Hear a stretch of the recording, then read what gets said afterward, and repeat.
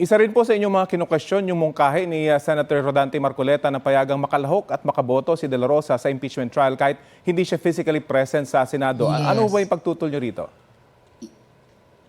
Ay, matindi ko pong tinututulan yan, Rafi, at tututulan kung i-bring up ulit sa floor para sa pagdebate.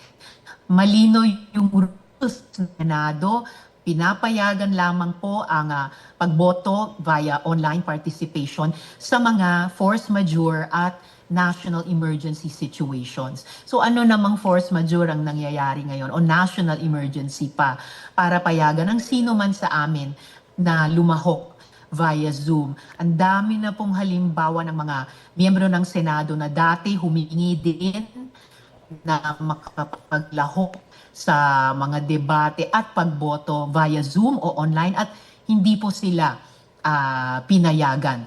Minsan lamang nangyari yon panahon ng pandemic. And even then, Rafi, kung pwede kong ipaalala, si then Senate President Tito Sotto ay physically pa rin araw-araw na pumasok para buksan ang sesyon at pagkatapos ay i-adjourn ang sesyon. Okay. Wala pong ganyang national emergency o obtain ngayon. Okay, maraming salamat po sa oras na ibinahagi nyo sa Balitang Hali. Salamat din po. Yan po si Senadora Risa Ontiveros.